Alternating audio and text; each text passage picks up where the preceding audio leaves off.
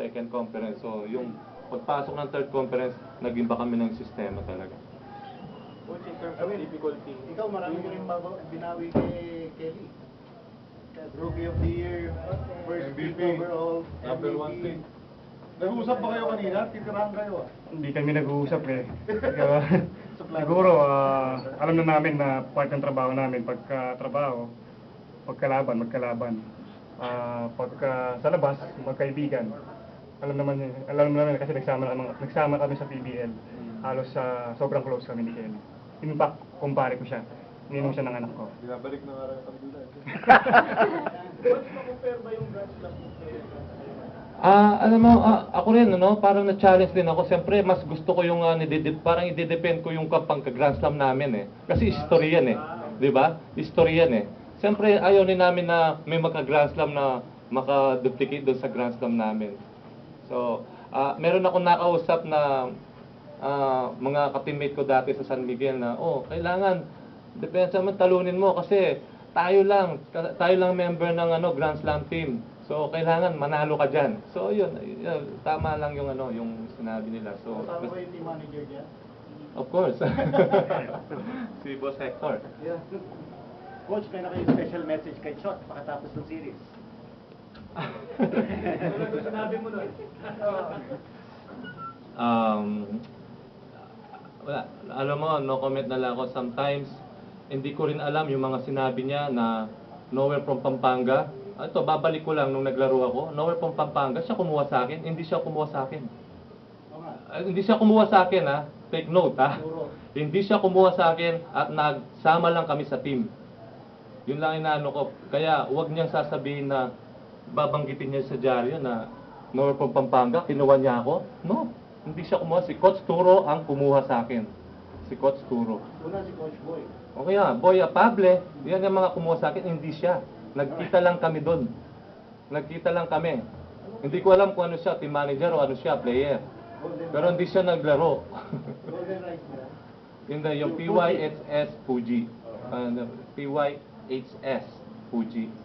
Doon lang kami, nagkita lang kami. Kaya yung mga binabanggit niya doon sa interview niya, na kinuha niya ako, hindi niya ako kinuha. Sa kaya, huwag niyang sasabihin yun. Pati yung salary, sinasabi niya, parang may utang na loob ako sa kanya. Sorry lang. Kasi nakakaano yun, parang hindi naman siya, wala akong utang na loob sa kanya. Hindi siya yung pinagkakautangan ng loob ko sa paglalaro ko dito sa Manila, si Coach Turo.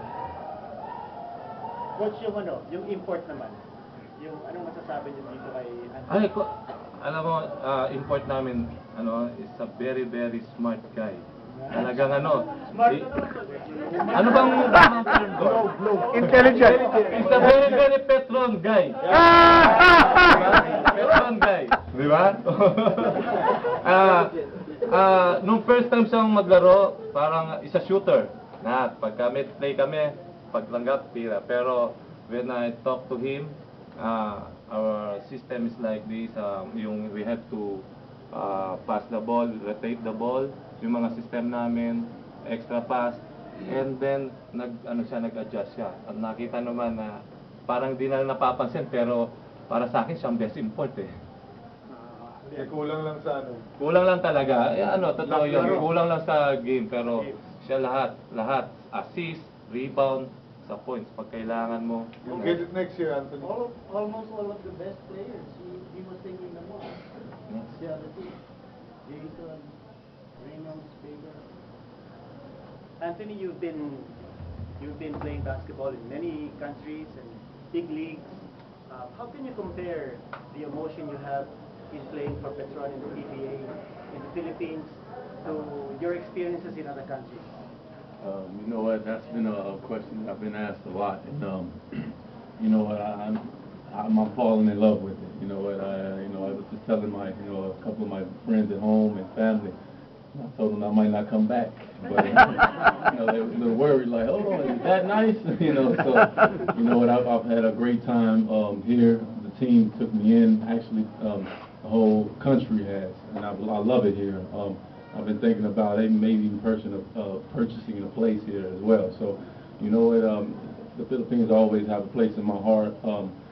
as far as winning the championship, you know, it's my first one overseas. You know, I know what some guys in the other room talking text. I know how they feel, but you know, they came out, they played a great job. I mean, you know, the team, what they had to work with, my hat's off to them. I mean, you know, they still had to go out and play. We still had to go out and play.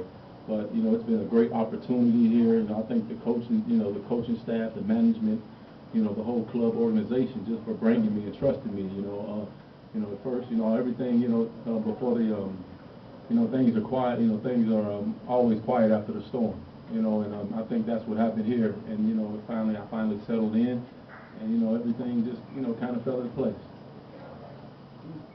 Coach, what's next? Magiging full pack kayo next contest babalik yung mga injured. Hindi pa sigurado makababalik si Raba and J-Was, no? Pero pa ganito yung lalaro ng mga bata, di ba? Siguro may chance rin. At basta they stick together. And last na lang, sorry dun sa nasabi ko, dahil ito lang ang opportunity na ibibigay ko lang yung side ko. Kaya pasensya na. Okay. Congrats, Coach. Thank you.